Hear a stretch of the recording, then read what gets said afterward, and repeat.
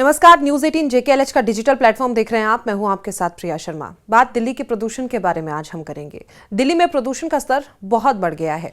बेहद खराब श्रेणी में पहुंच चुकी एयर क्वालिटी के चलते सिर्फ बीमारी लोगों को ही नहीं बल्कि जो हष्ट-पुष्ट लोग हैं उनको भी सांस लेने में काफी दिक्कतों का सामना करना पड़ रहा है।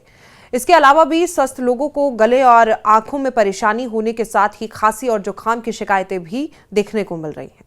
बढ़ते प्रदूषण स्तर को लेकर हाल ही में एम्स के पूर्व डॉक्टर और PSRI institute of pulmonary critical care and sleep medicine के चेयरमैन डॉक्टर गोपीचंद खिलनानी ने लोगों को सलाह दी थी कि अगर संभव हो सके तो 6 से 8 हफ्तों के लिए दिल्ली छोड़कर चले जाएं और अपनी सेहत को दुरुस्त रखें, लेकिन ये संभव नहीं है। यहाँ रहने वाले ज्यादातर ऐसे लोग हैं जो शहर को छोड़कर नहीं जा सकते और उन्हें यहीं रहना होगा। ऐसे में यहाँ रहकर कैसे खुद को प्रदूषण से बचा सकते हैं, क्या इसके लिए एयर प्योरीफायर सबसे सही विकल्प है, इसके बारे में आज हम चर्चा करने वाले हैं। डॉक्टर खिलनानी ने इस बारे में क्या कुछ कहा है वो आपको बताती हूँ। वर्ल्ड हेल्थ ऑर्गेनाइजेशन के सदस्य डॉक्टर खिलनानी ने कहा है कि हर कोई दिल्ली छोड़कर नहीं जा सकता क्योंकि ये इतना आसान नहीं है, लेकिन जिन लोगों को पुरानी फेफड़ों की बीमारी या दिल की पुरानी बीमारी है, जो ऑक्सीजन सपोर्ट पर हैं, उनके लिए यहाँ रहना काफ़ी परेशानी भरा है।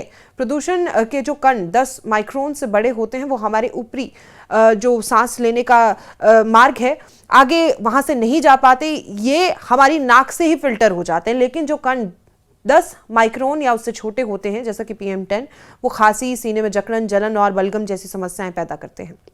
जबकि PM2.5 वो कण होते हैं जो फेफड़ों के सबसे निचले हिस्से तक पहुंच जाते हैं, जहां गैसों का आदान प्रदान होता है। यह और भी ज़्यादा खतरनाक होते हैं, लेकिन जिस बारे में कम बात की जाती है वो नैनो पार्टिकल्स होते हैं, यानी कि बेहद ही छोटे कण जो 0.1 माइक्रोन से भी छोटे होते हैं। ये सिर्फ रिसर्च में ही मापे जा सकते हैं। ये सांस की नलियों और फेफड़ों की झिल्ली को पार करके खून में चले जाते हैं और फिर शरीर के अलग अलग हिस्सों जैसे दिमाग, दिल, किडनी और आंतों तक पहुंचकर नुकसान पहुंचाते हैं। इसी तरह गैसें जैसे कार्बन मोनोऑक्साइड, नाइट्रिक ऑक्साइड और सल्फर डाइऑक्साइड भी नुकसान पहुंचाती है।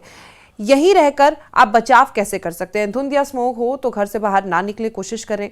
जब भी घर से बाहर निकलें तो N95 मास्क पहनकर ही बाहर निकलें। बिना मास्क के बाहर जाना अवॉइड करें।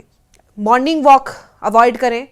वहीं शाम को भी घूमने और टहलने के लिए घरों से बाहर ना निकलें क्योंकि सुबह सुबह वो वक्त होता है और शाम को जब धुंध ज़्यादा पड़ती है और धुंध के साथ वो नैनो पार्टिकल्स भी हमारे शरीर के अंदर जाते हैं। इसी समय पर प्रदूषण तत्व सबसे ज़्यादा रहते हैं। भीड़ भाड़ वाली जगहों पर, बाजारों में जाने से बचें। हवाई यात्रा कर रहे हैं तो भी मास्क का ज़रूर इस्तेमाल करें। घरों में एयर प्योरीफायर का इस्तेमाल करें, हालांकि इसके लिए कुछ पैरामीटर्स हैं, उनका पालन ज़रूर करें। लेकिन अब ये सवाल जिस एयर प्योरीफायर के बारे में हम बात करते हैं, जो अक्सर कई लोगों ने अपने घरों में लगाया है, क्या वो एक सेफ विकल्प है? वो कहते हैं कि एयर प्योरीफायर में एक फिल्टर होता है जो अच्छे एयर प्योरीफायर में से एक ऐसा पदार्थ होता है जो गैसों को रोक लेता है। ये गैसों को अपनी सतह तक रोककर हवा को साफ बनाता है, इसलिए जो हवा बाहर निकलती है वो ज़्यादा साफ होती है। इसे हमेशा चालू रखना चाहिए। इस दौरान कमरा पूरी तरह बंद रहना चाहिए। अगर दरवाज़ा बार बार खुलता रहेगा और लोग अंदर बाहर आते रहेंगे तो एयर प्योरीफायर का असर बेकार हो जाएगा। प्रदूषण के जो कण 10 माइक्रोन से बड़े होते हैं वो हमारे ऊपरी जो सांस लेने का मार्ग है, आगे वहाँ से नहीं जा पाते, ये हमारी नाक से ही फिल्टर हो जाते हैं। लेकिन जो कण 10 माइक्रोन या उससे छोटे होते हैं जैसा कि PM10, वो खांसी, सीने में जकड़न, जलन और बलगम जैसी समस्याएं पैदा करते हैं।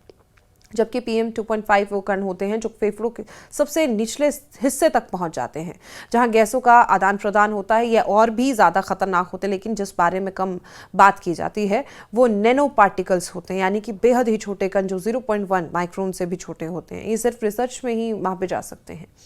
ये सांस की नलियों और फेफड़ों की झिल्ली को पार करके खून में चले जाते हैं और फिर शरीर के अलग अलग हिस्सों जैसे दिमाग, दिल, किडनी और आंतों तक पहुंचकर नुकसान पहुंचाते हैं। इसी तरह गैसें जैसे कार्बन मोनोऑक्साइड, नाइट्रिक ऑक्साइड और सल्फर डाइऑक्साइड भी नुकसान पहुंचाती है।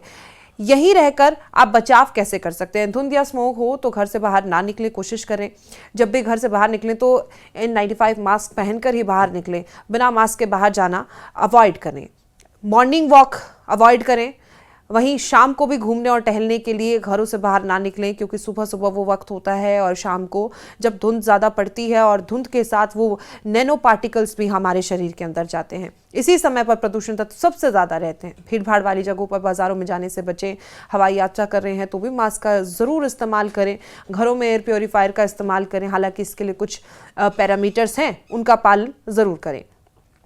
लेकिन अब ये सवाल जिस एयर प्योरीफायर के बारे में हम बात करते हैं, जो अक्सर कई लोगों ने अपने घरों में लगाया है, क्या वो एक सेफ विकल्प है? वो कहते हैं कि एयर प्योरीफायर में एक फिल्टर होता है, जो अच्छे एयर प्योरीफायर में से एक ऐसा पदार्थ होता है जो गैसों को रोक लेता है। ये गैसों को अपनी सतह तक रोककर हवा को साफ बनाता है, इसलिए जो हवा बाहर निकलती है वो ज़्यादा साफ होती है।